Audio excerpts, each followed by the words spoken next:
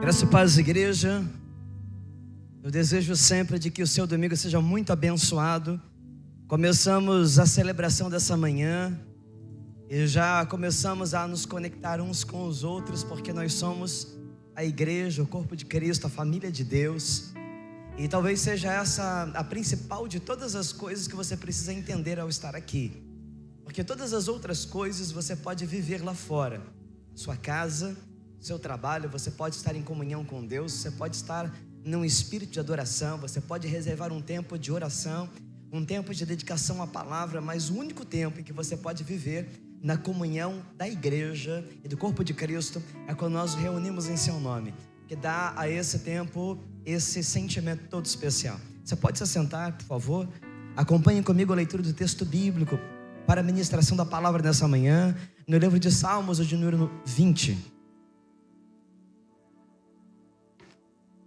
No tema de hoje, pensando no que Deus tem proposto ao nosso coração ao decorrer desse ano, um ano para conquistar e multiplicar. Em alguns momentos nós iremos abordar a multiplicação, em outros momentos o sentimento da conquista, porque são dois sentimentos que Deus quer tratar conosco esse ano. Ano de 2022, que será sempre um ano lembrado da nossa história, ano de avançar e crescer. Agora, conquistar e multiplicar. Deus coloca essa palavra no meu coração e assim eu creio, ao receber de Deus, algumas coisas que nós precisamos tratar e fundamentar dentro de nós, para que sejamos prontos para conquistar e prontos para multiplicar. Então hoje, por base em referência à oração que Davi fez num tempo de batalha, ela existe exatamente sobre um sentimento de vitória, de conquista. Ela então nos serve por essa referência maravilhosa de Deus, para nós então nos projetarmos no ano de 2023. Você vai acompanhar, o texto será projetado através da tela. Vamos juntos então acompanhar a leitura. Que o Senhor te responda no tempo da angústia. O nome do Deus de Jacó te proteja. Do santuário te envie auxílio e de Sião te dê apoio. Lembre-se das tuas ofertas e aceite os teus holocaustos.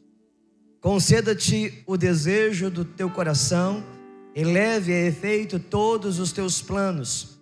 Saudaremos a tua vitória com gritos de alegria e ergueremos as nossas bandeiras em nome do nosso Deus. Que o Senhor atenda a todos os teus pedidos. Agora sei que o Senhor dará vitória ao seu ungido. Dos seus santos céus lhe responde com o poder salvador da sua mão direita. Alguns confiam em carros, outros em cavalos, mas nós confiamos no nome do Senhor nosso Deus. Eles vacilam e caem, mas nós nos ergueremos e estamos firmes. O Senhor concede vitória ao rei. Responde-nos quando clamamos. Por essa palavra que o povo de Deus diga amém. Que Deus abençoe a sua boa e poderosa palavra ao seu coração nessa manhã mais uma vez. Veja, querido, pense comigo. Se você está vivendo algum tipo de prática esportiva, algum tipo de competição, e você não ganha, para não dizer que você perde, alguém lá meio que para lhe consolar vai lhe dizer o quê? Ah, não fica preocupado não fica triste não. O que importa é competir. O importante é competir. E se você está tentando passar numa prova, num teste que afere conhecimento, e você quer uma colocação, seja o Enem ou qualquer outra coisa, e de repente você não alcança a nota, você não alcança um posicionamento, alguém vai lhe dizer, não fique triste não, estude mais um pouco, porque você ganha experiência, você ganhou experiência, tente da próxima vez. Mas escute agora isso, porque é a lição para essa hora. Na batalha não há nada que substitua a vitória.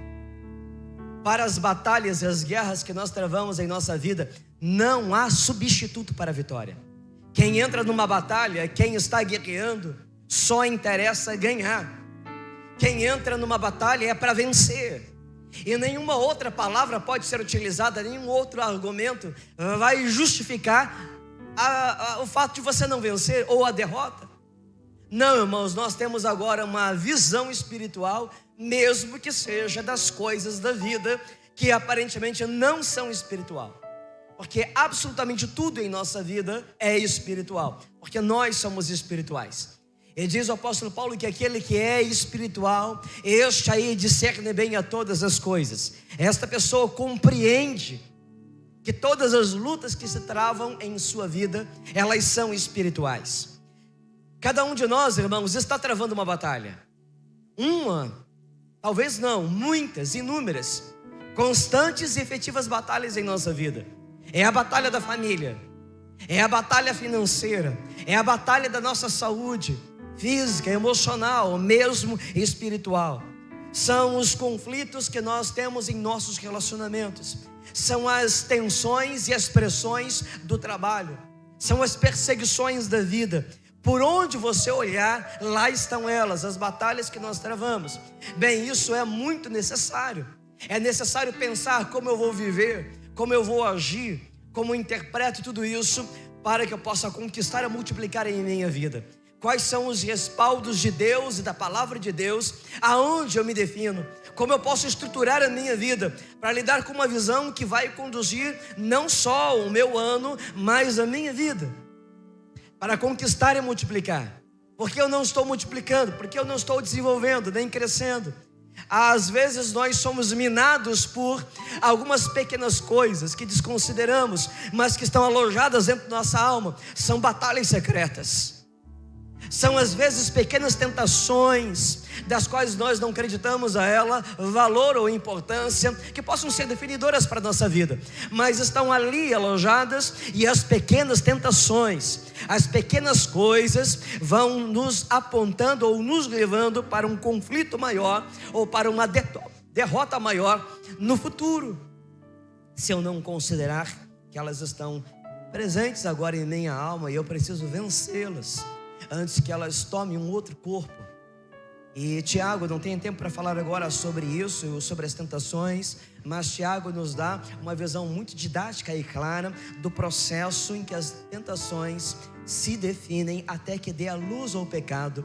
Ele não vem já com aquela cara de pecadão, mas através de algumas circunstâncias que vão ganhando, roubando nosso coração, até que você ceda definitivamente. Então nós precisamos lutar contra tudo que se levanta, tudo que já está estabelecido, para conquistar e multiplicar. Mas nem toda batalha nós devemos de entrar, e para mim isso é algo muito importante no meu conceito de vida. Há alguma coisa muito prática que eu quero compartilhar das minhas convicções pessoais com você. Nem toda batalha vale a pena ser travada. Por isso o tema de hoje se apresenta dessa maneira: só vale a pena lutar por aquilo que vale a pena conquistar. Há muitas propostas, há muitos convites para a batalha, há muitos argumentos, há muitas provocações. E você vai lembrar então lá do Neemias, de uma expressão, de um ensino profundo ao nosso coração, quando ele está diante de um projeto espiritual, de um chamado de Deus para a reconstrução dos muros de Jerusalém. Então há um planejamento de desestabilização da obra, e ele discerne isso. E quando o convidam, e o texto vai explicando nos bastidores da entrelinha do que ele não via, mas como homem espiritual sabia e entendia, e ele responde dizendo: eu não posso ir ao convite de vocês, tão bem elaborado e formalmente apresentado, estrategicamente me convidando para conversar. E ele diz: porque eu estou fazendo uma grande obra e eu não posso descer. Mas as provocações começam a vir, e as cartas, carta aberta, e em tudo isso Neemias não perde o seu foco. Só vale a pena lutar por aquilo que vale a pena conquistar. O Neemias tinha uma obra de construção, e esse era o seu foco, era essa sua visão. Você precisa aprender a escolher as suas batalhas. Tem batalha que eu entro e tem batalha que eu não entro.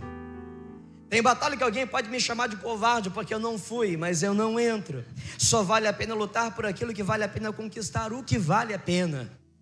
Talvez a primeira coisa que você precisa entender dentro do seu coração, para lhe ajudar a se definir acerca disso, é o que é que vale a pena. Bom, para saber o que é que vale a pena, você tem que chegar a uma outra conclusão primeira. O que é prioridade para mim? Bem, eu preciso empenhar a minha vida, eu preciso empenhar as minhas forças, a minha energia, as minhas habilidades, o que eu tenho, em torno daquilo que para mim é prioridade. Porque eu não quero dizer a você que haja batalhas que não sejam importantes. Há batalhas que são importantes, mas que eu rejeito. Há batalhas que são, de alguma maneira, têm o seu valor, mas eu não entro nelas. Por quê? Porque eu tenho uma prioridade maior, uma força só, uma única energia. E se eu dividir isso, eu vou perder do meu foco, perder das minhas possibilidades de alcançar a minha prioridade. Veja, isso é muito prático.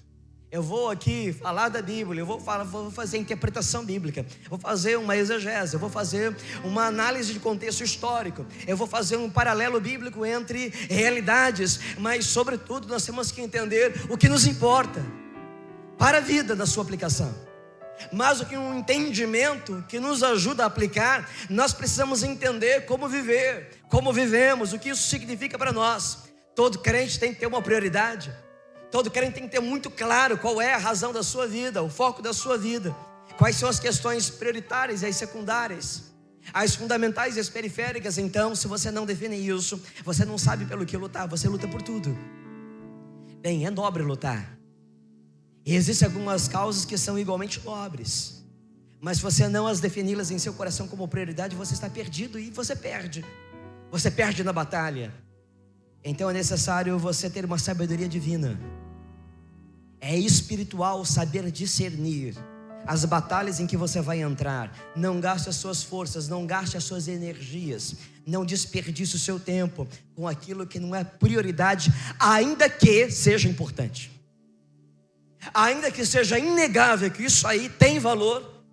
Não pode ser a sua prioridade. Defina isso dentro de você. Agora, em tudo que for necessário lutar, e a partir de agora eu começo então a olhar para o texto bíblico. Para tudo aquilo que for necessário lutar, conte com os recursos de Deus. Conte com Deus e com os recursos de Deus. Nós estamos em Salmos de número 20. E eu quero, antes de mais nada, já imediatamente a pensar no contexto histórico dessa palavra. Davi agora está baseado em Deuteronômio, capítulo de número 20, versos de 1 a 4. Eu quero que você acompanhe comigo na projeção. É um texto, é um salmo que Davi escreve em tempo de batalha, porque ele está querendo cumprir agora a Torá, a lei de Deus. Ele está tomando por respaldo algo que ele conhecia na Torá, que ele conhecia na lei, e que está aqui de alguma maneira apresentado em Deuteronômio capítulo 20, versos de 1 a 4. Quando vocês forem para a guerra contra os seus inimigos, e virem cavalos e carros, e um exército maior do que o seu, não tenha medo, pois o Senhor, o seu Deus, que os tirou do Egito, estará com vocês. Quando chegar a hora da batalha, o sacerdote virá à frente e dirá ao exército: ouça, ó Israel, hoje vocês vão lutar contra os inimigos. Não se desanimem, não tenham medo, não fiquem apavorados nem aterrorizados por causa deles, pois o Senhor, o seu Deus, os acompanhará e lutará por vocês contra os inimigos e lhes dará, para lhes dar a vitória. Para essa palavra que o povo de Deus diga amém. Ele diz: olha, quando vocês estiverem diante de um inimigo que tem aquilo que vocês não têm, então lembrem-se do Deus que vocês têm. Bem, o inimigo de vocês tem alguns elementos, alguns suportes, alguns aparatos de guerra que talvez vocês não tenham. E ele começa então a mencionar o que Davi está lembrando acerca dos carros de guerra. E ainda que você não tenha isso, lembre do Deus que você tem. Davi lê Deuteronômio 20, de 1 a 4, aliás, Deuteronômio, ele lê a Torá, ele lê a lei, e inspirado nisso, ele escreve o Salmo 20, dizendo: uns confiam em carros, outros confiam em cavalos, mas nós confiamos no Senhor nosso Deus, aleluia. E nesse meio de batalha, e nessa oração em meio à batalha, está escrito que o Senhor te responda no tempo da angústia, versos de 1 a 4, Salmo 20. Que o Senhor te responda no tempo da angústia, o nome do Deus de Jacó o proteja, do santuário te envie auxílio, de Sião te dê apoio. Lembre-se de todas essas tuas ofertas e aceite os teus holocaustos. Conceda o desejo do teu coração e leve efeito todos os seus planos. Eu quero destrinchar para você o texto. Davi sabe que tudo acontece primeiro no trono de Deus. E essa é uma visão que você tem que trazer para o seu coração. Isso define muito a sua vida, isso define muito as suas conquistas, as suas vitórias. Davi sabia que tudo primeiro acontece no trono de Deus, porque se algo é decidido no trono de Deus, acontece na terra. Se há um comando no céu, há vitória na terra. Se há uma resposta do céu, então há uma solução na terra. E aí então, hoje pela manhã, na sintonia do Espírito, a irmã Lilian já leu esse texto que eu quero ler mais uma vez para você. Salmo de número 24, versos 8, depois verso 10. Quem é o Rei da Glória? E aí a resposta já vem por imediato: Senhor forte e valente, o Senhor valente nas guerras. Verso 10. Quem é o Senhor Rei da Glória? O Senhor dos exércitos, Ele é o Rei da Glória.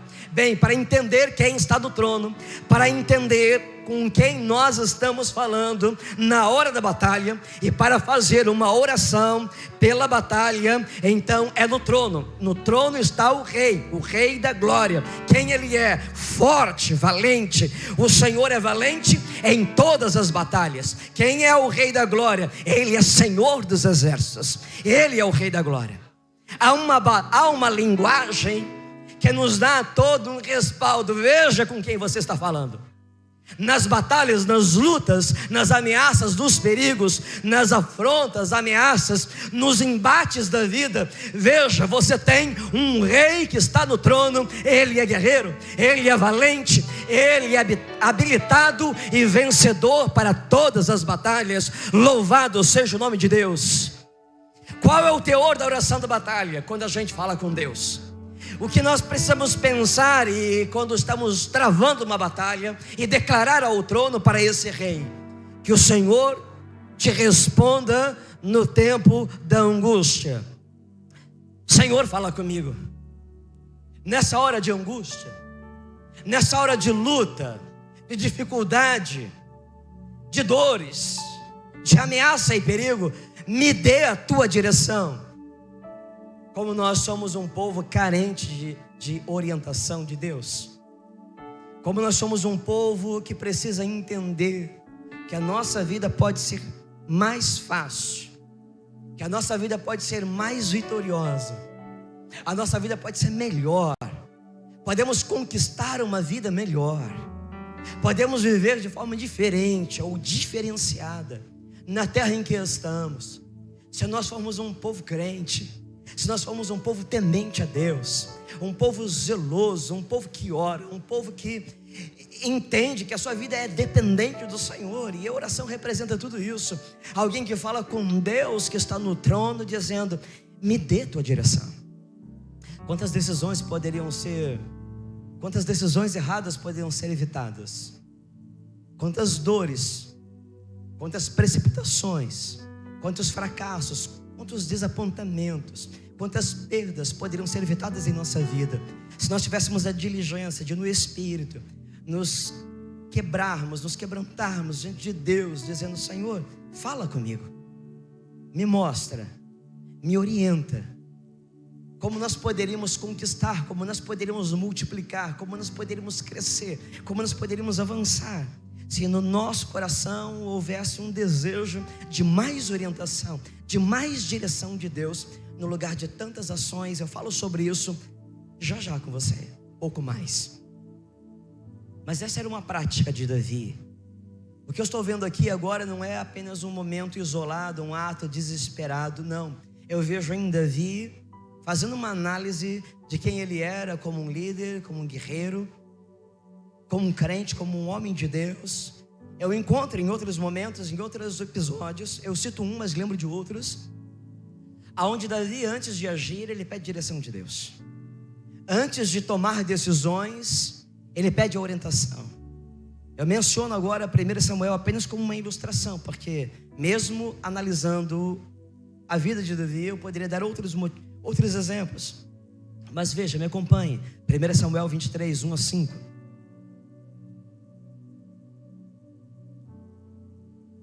Quando disseram a Davi que os filisteus estavam atacando a cidade de Keila e saqueando as eiras, ele perguntou ao Senhor: devo atacar esses filisteus? Para mim é muito óbvio. Se eu sou um guerreiro, se eu sou um líder, se eu tenho um inimigo, se ele está me atacando, perguntar para quê? Vamos lutar. Mas vejo o que significa ter uma vida sobre dependência de Deus. Eu vejo que não é só lutar. Numa luta há orientações, numa luta há direção. Devo atacar esses filisteus? O Senhor respondeu: vá, ataque os filisteus, liberte Keila. Os soldados de Davi, porém, lhe disseram: aqui em Judá estamos com medo. Quanto mais então se formos a Keila lutar contra as tropas dos filisteus. Davi consultou o Senhor novamente. Senhor, tem algumas coisas aqui da minha estrutura que estão fora do lugar. Os meus guerreiros, os meus soldados, o povo que deveria estar aqui disponível, disposto, pronto para lutar, o povo está com medo. Davi consultou o Senhor novamente. Levante-se, disse o Senhor. Sabe, não é nenhuma afronta para Deus quando você tem suas dúvidas, quando você nem sempre tem a convicção. Pior do que perguntar para Deus de novo é você se precipitar e sair fazendo as coisas sem de fato demonstrar a Deus o seu sentimento de subordinação a Ele. Levante-se, disse o Senhor, vá à cidade de Keila, pois estou entregando os filisteus em suas mãos. Então Davi e seus homens foram a Keila, combateram os filisteus e se apoderaram dos seus rebanhos, impondo-lhe grande derrota, libertando o povo de Keila. Conquista de vitória, conquista de mais uma batalha, conquista de um sentimento de autoridade, de uma visão de um líder aos seus comandados, aos seus liderados, aos seus soldados, de que vale a pena seguir um líder assim, um líder respaldado por Deus, um líder dependente de Deus, um líder vitorioso. Ninguém perde por depender de Deus, ninguém perde por orar. E quando Deus fala, não importa quais sejam as conjunturas da terra, se no trono do céu há uma decisão decretada ao nosso coração, se já está decidida no trono, já há uma vitória estabelecida na terra. Você está no meio de uma batalha, dobre o seu joelho. Aliás, todos nós, como eu disse no início, nós estamos sujeitos a batalha. Estamos vivendo e travando agora mesmo, todos nós, alguma batalha. Pare e pensa aí, se é que você precisa parar, se é que você precisa pensar.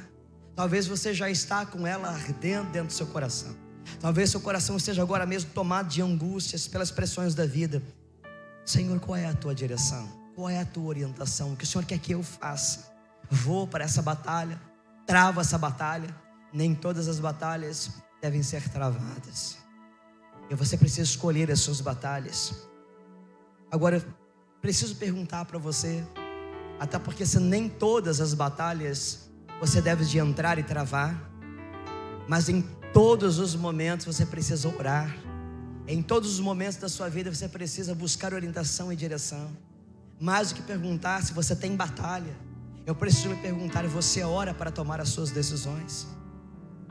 Você tem vivido e agido em sua vida debaixo desse sentimento de dependência de Deus, de direção e orientação de Deus?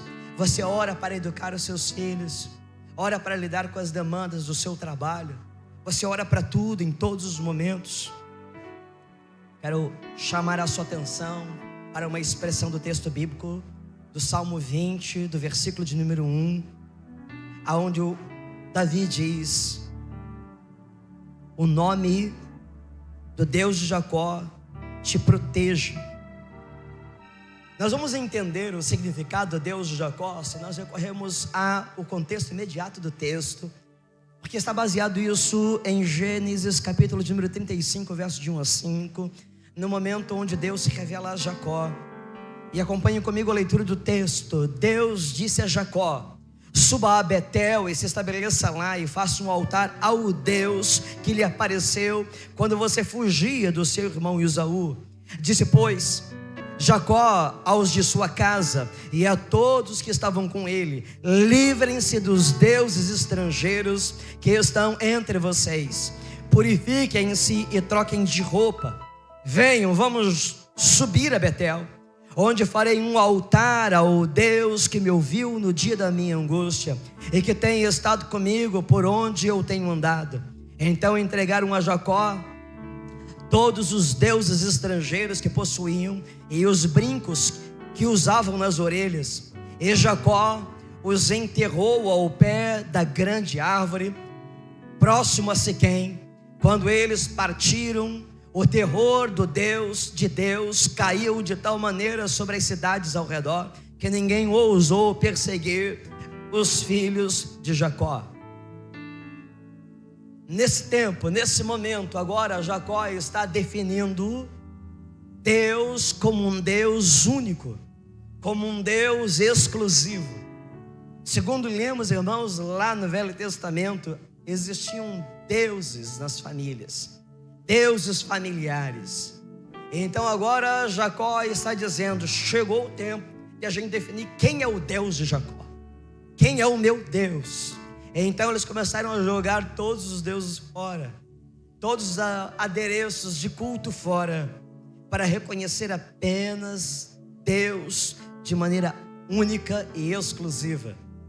O Deus de Jacó na Bíblia é o Deus único, é o Deus exclusivo, que se revela para as gerações futuras, como Deus de Israel. O Deus de Jacó é o Deus que dá cumprimento à promessa através das gerações. Então, queridos, nós precisamos lembrar de que nós estamos levando conosco uma identidade de Deus sobre nós. Gênesis 35 descreve que naquele tempo, então, haviam esses deuses familiares, e eles eram orientados, então, a descartar tudo, para tomar uma decisão e uma definição na vida, de apenas ouvir a Deus, adorar a Deus e reconhecer a Deus. Para conquistar e multiplicar, para que haja vitória em minha vida, eu preciso me definir, eu preciso me decidir. De fato, quem estará soberanamente sobre o meu governo? Quem estará soberanamente definindo a minha vida e a quem eu vou adorar? A quem eu sirvo? Se eu não posso dividir as minhas forças, se eu não posso dividir as minhas energias, o meu tempo com batalhas que não são prioritárias, como eu vou dividir o meu coração com deuses que não são o Deus de Jacó? O Deus único, o Deus verdadeiro, o Deus exclusivo da minha vida. Se outras coisas tomam o meu coração, se outras coisas roubam o meu amor, a minha devoção, o meu zelo, a minha dedicação, se outras coisas rivalizam dentro de mim com Deus como prioridade, como eu posso imaginar que eu vou vencer as minhas batalhas? Então Davi está reclamando isso. A sua oração, ele põe Deus na frente, o Deus de Jacó, dizendo: não tem outro. Para que eu vença na minha vida, não há outro nome, não há outro Deus. É tudo nele. Eu estou colocando aqui todas as minhas energias, toda a minha expectativa, toda a minha esperança, toda a minha fé, toda a minha confiança está em Deus. Ele coloca o seu nome sobre nós. O nome do Deus de Jacó te proteja. É o que está escrito aqui, Salmo 20, versículo 1. O nome do Deus de Jacó te proteja. Quando nós recebemos, irmãos, diz a palavra de Deus, o Espírito Santo. A Bíblia diz então que nós somos selados. Há um selo que é colocado sobre as nossas vidas, propriedade exclusiva de Jesus. Sabe, essa é a identificação de quem eu sou de Cristo, é o que determina a minha vitória, porque a palavra de Deus diz, sobre estes aí, o maligno não toca. A conquista da minha vitória se define pela minha definição de quem eu sou. O Deus de Jacó me protege. O selo do Espírito Santo está em minha vida. Então eu pertenço a Ele, eu sou de Jesus, e o maligno não me toca, ele não me ganha, ele não me vence, porque eu sou de Jesus. Eu sou mais do que vencedor. Eu estou do lado que sempre vence. Então cada batalha que nós entramos, irmãos, é para vencer, porque você tem o selo de Deus e o nome de Deus está sobre a sua vida. Do santuário te envia auxílio, e de Sião te dê apoio. Vamos interpretar o texto e vamos discerni-lo.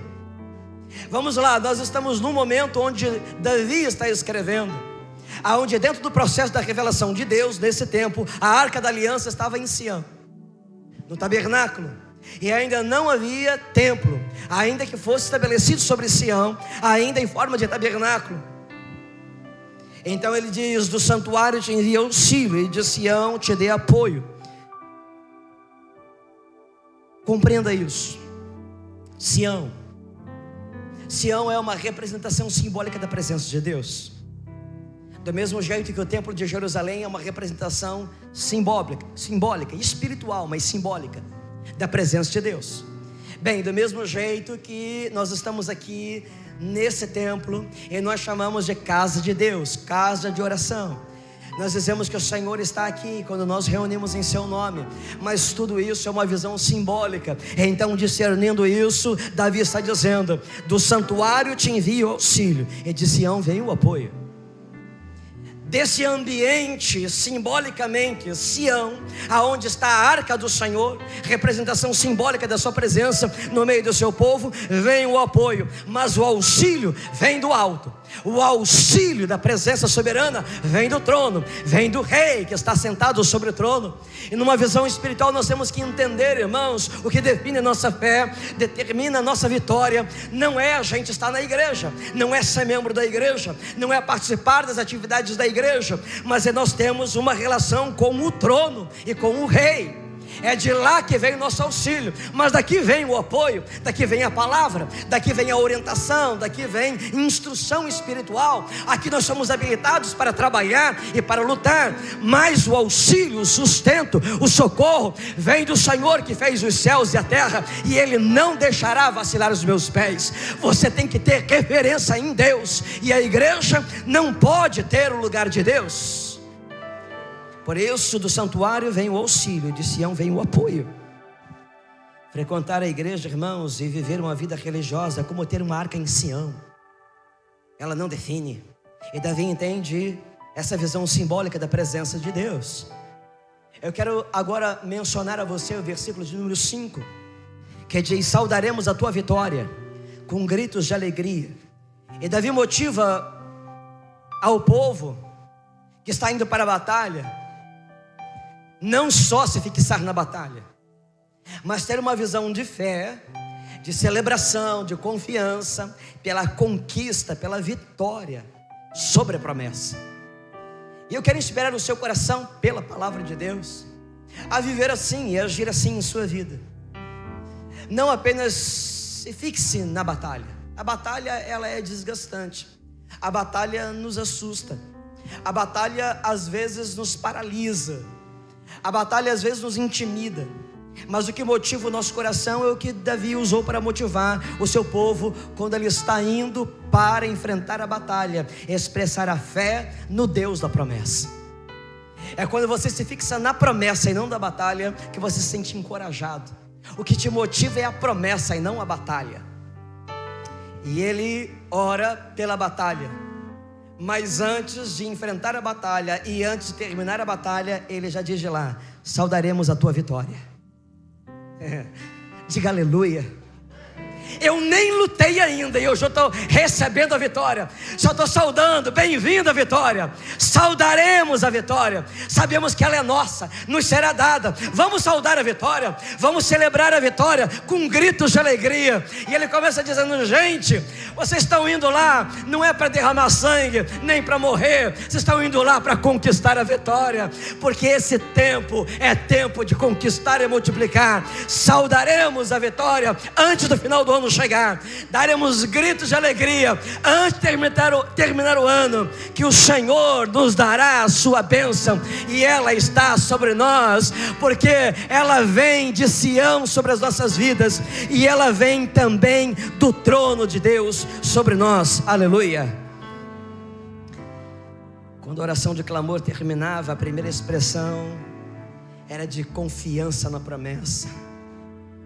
O povo que confia na promessa é um povo diferente, é um povo alegre, é um povo adorador, é um povo que louva, não é um povo que murmura, não é um povo que vive chorando pelos cantos por causa das batalhas que enfrenta, mas é um povo que vive celebrando na certeza de que Deus daria resposta e vitória ao clamor. Essas coisas, irmãos, só podem ser geradas quando a gente fala com Deus. Essas coisas são geradas em nossa vida quando a gente está ligado com o trono, porque quando a gente se liga com o trono, a gente se desliga dos vales da nossa vida onde nós travamos as maiores batalhas. O que Davi está tentando nos ensinar é que depois do clamor tem que ter um louvor. Depois de cada oração que você faz, já tem que ter uma expressão de fé, é de confiança no Senhor, porque louvor é arma de guerra, louvor é arma de vitória. E quando os resultados ainda não são visíveis, pequenas manifestações da presença de Deus já podem ser notadas e vistas pelos olhos da fé. Você lembra de Elias quando ele ora pela chuva? Você conhece todo o texto, né? 3 anos de seca absoluta em Israel. E chega o momento então que o Elias ele levanta um clamor para que chovesse de novo sobre a terra. Enquanto ele clama, ele vai dando algumas orientações para que seu servo suba ao monte, para que traga então algumas respostas, alguns resultados de uma visão humana que seja, das evidências de uma resposta divina. E diz a palavra de Deus que o servo vai e volta várias vezes, dizendo nada, não vi nada. E então pela 7ª vez, não sem razão, pela 7ª vez, número 7, Elias continua clamando até que o seu servo traz a notícia de que havia se formado uma pequena nuvem do tamanho de um punho de um homem. E lá naquela pequena evidência para o homem de Deus, já era prenúncio de algo grandioso, glorioso, que Deus haveria de fazer.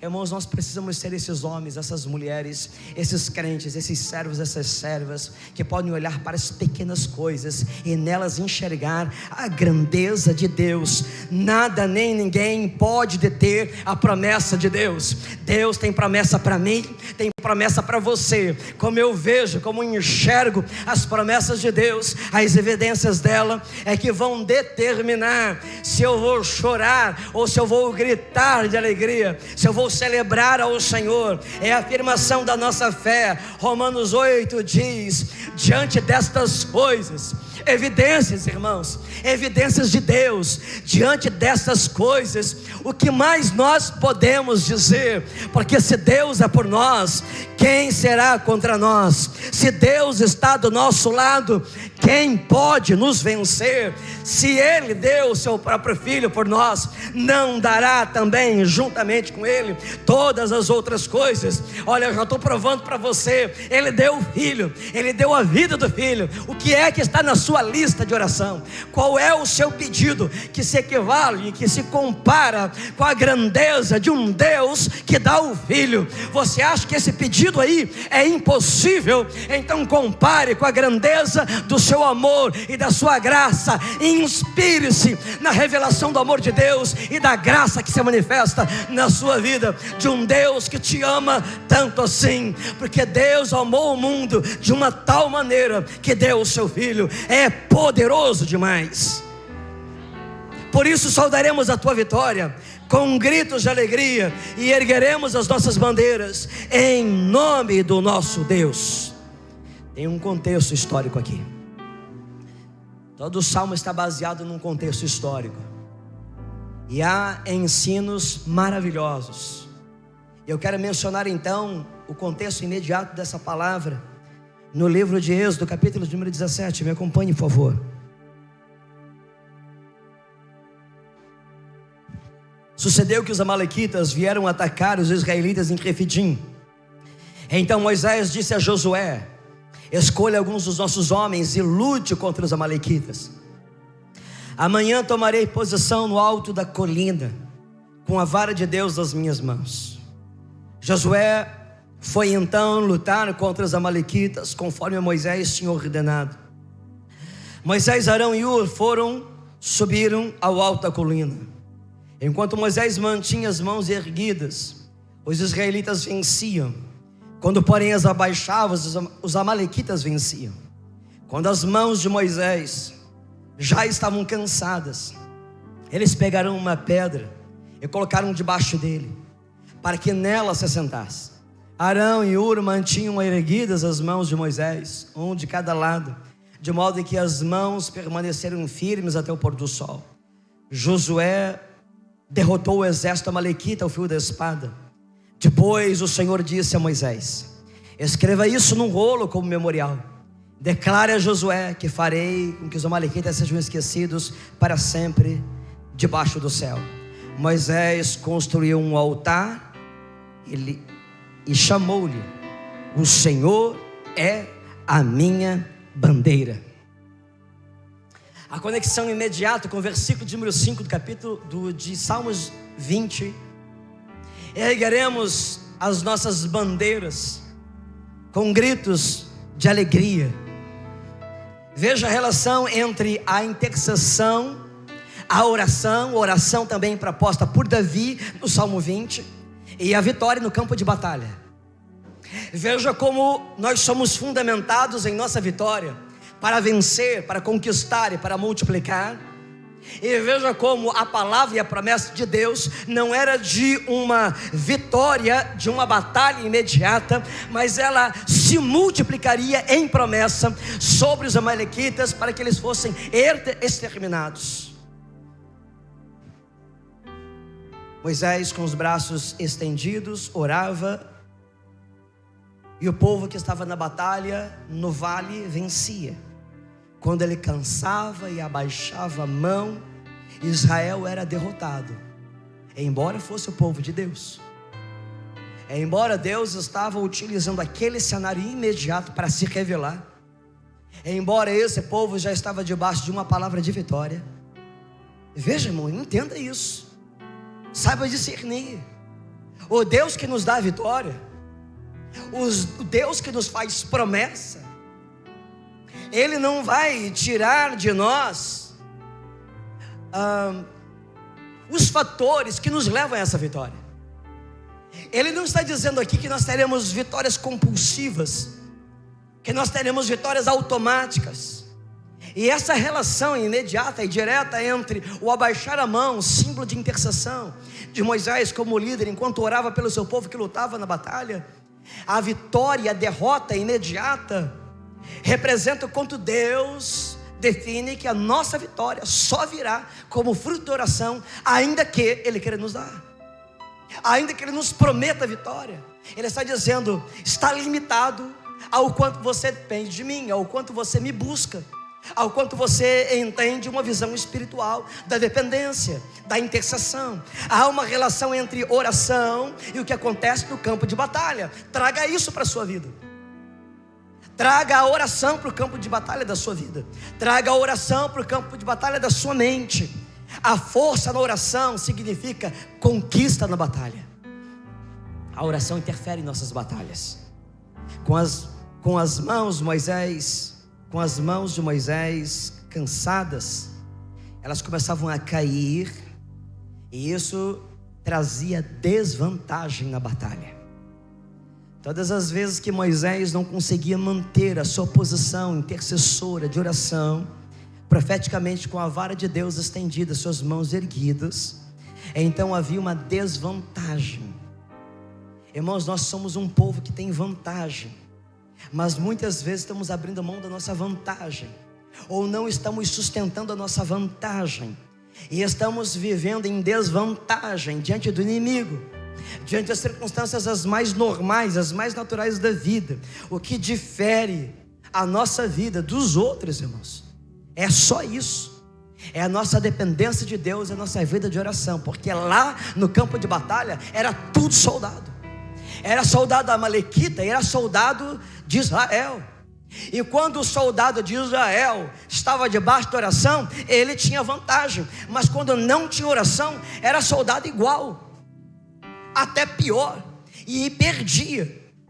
Talvez uma imagem de que o inimigo estava em mais condições de vencer do que o povo de Israel, porque o povo de Israel dependia da oração para vencer, e quando não tinha oração, quem ganhara era o inimigo.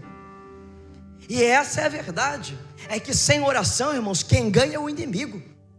E a única maneira de levar vantagem, de vencer, de crescer, avançar, de conquistar e multiplicar, é quando nós entendemos a necessidade do respaldo da oração na nossa vida. Mas diz o texto que Moisés cansava. Irmãos, o poder de Deus não tira de nós as nossas fraquezas. O poder de Deus, a palavra de Deus, a promessa de Deus não vai remover de nós a nossa humanidade, a nossa limitação. É por isso que a gente tem que estar agarrado com Deus, dependendo de Deus, porque em Deus nós nos renovamos. Até os jovens tropeçam e caem, mas os que esperam em Deus renovam as suas forças. O que nos define em renovo, em força, é estarmos conectados com Deus. Existe uma conexão entre a oração e as nossas conquistas. Se você quer conquistar, querido, corra para Deus e ore. Combatemos em oração, mas a gente também luta. Não é só vida de oração, é também vida de batalha. Não apenas oramos pelas circunstâncias, mas a gente trabalha para mudá-las, para transformá-las, porque nós oramos como se tudo dependesse de Deus e agimos como se tudo dependesse de nós. Ou seja, eu não posso ficar esperando que os anjos desçam do céu para fazer as coisas.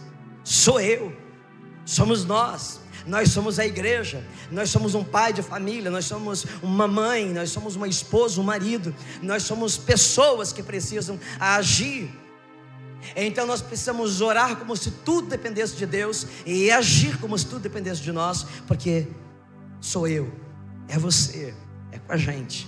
As batalhas são para nós travarmos e vencermos, mas o cansaço na oração, escute isso, o cansaço na oração é fraqueza na batalha. Quantas vezes a gente não ora porque a gente está cansado? Quantas vezes quantas vezes a gente não ora porque nós estamos cansados? Cansaço na oração é fraqueza na batalha.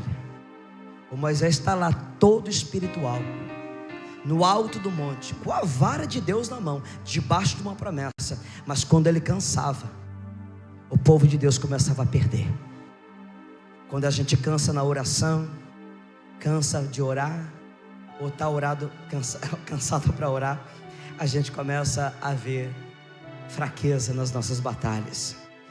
Mas deixa eu lhe dizer uma coisa que pode talvez lhe fazer um sentido. Parece que a gente está injetando muito, investindo muito nas lutas que nós estamos travando no vale, e nós estamos reivindicando muitos direitos de vitória no vale, mas nós estamos clamando pouco pela misericórdia no monte.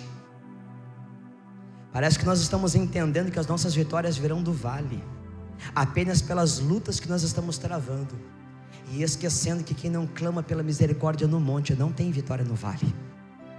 Mas quando a gente está no vale, nós queremos reivindicar direitos espirituais até, e Deus quer nos mostrar pela simplicidade dessa palavra, que através da oração é que nós seremos um povo vencedor. O contexto histórico, ele expressa essa vitória com a bandeira de Deus arvorada. Da onde surge a expressão? Da onde surge essa expressão?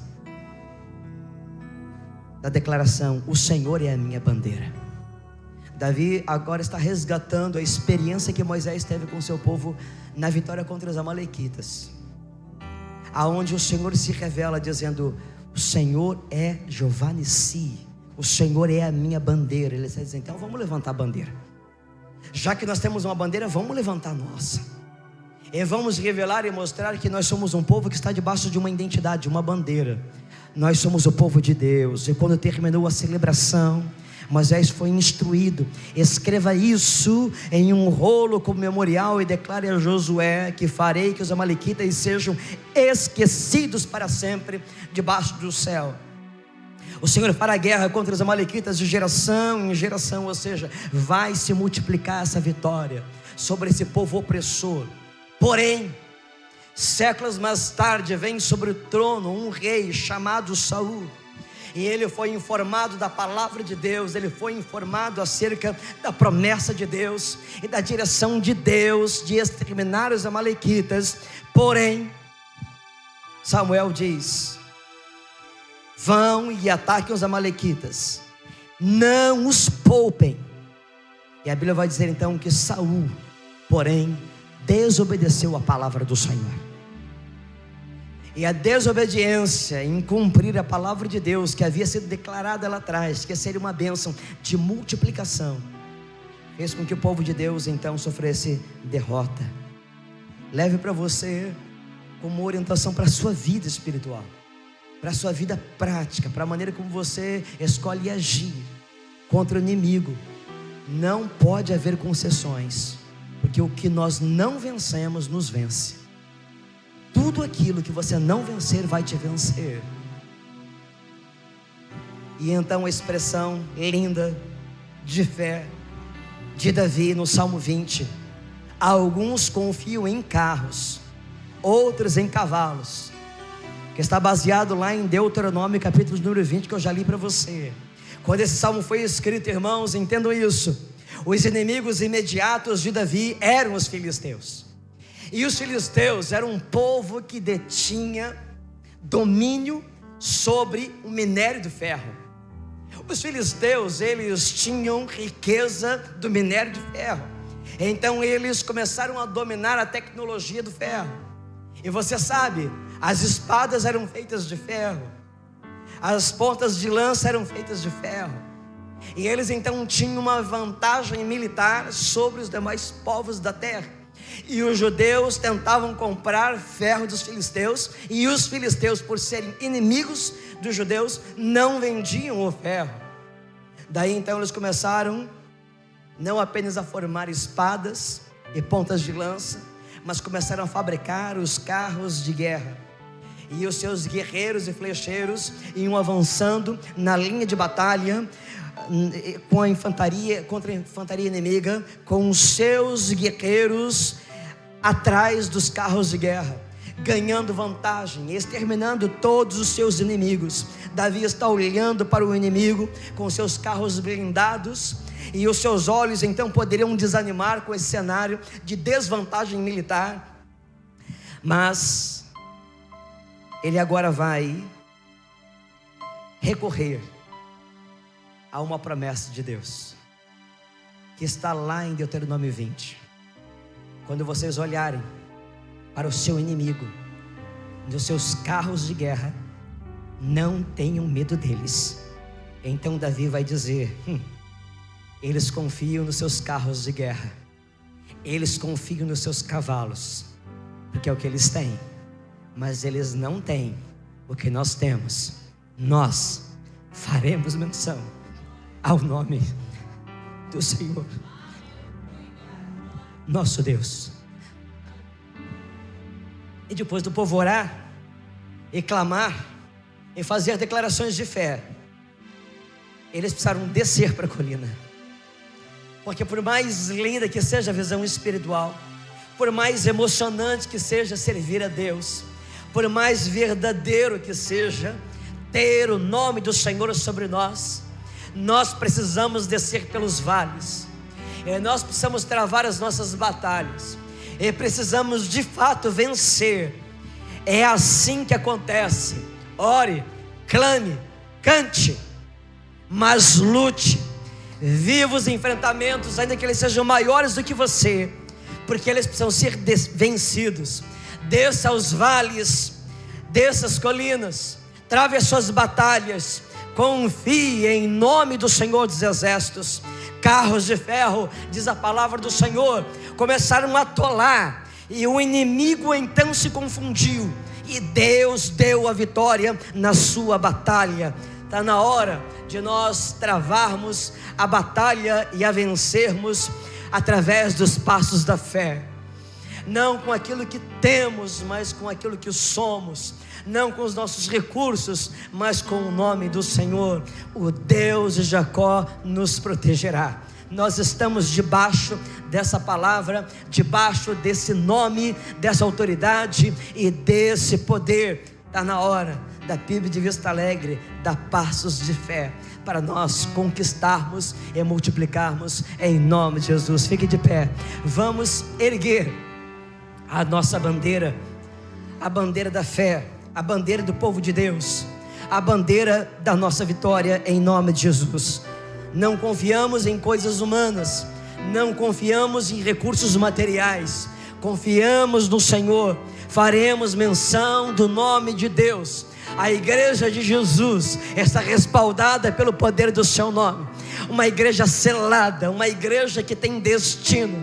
Ele colocou sobre nós um selo, porque há em nossa vida um destino. O nosso destino é a glória de Deus. Vivemos para exercer a glória de Deus. Que o nome de Deus seja glorificado por intermédio de nós, a igreja de Jesus. Aleluia. Que Deus abençoe a sua manhã, que Deus abençoe o seu domingo.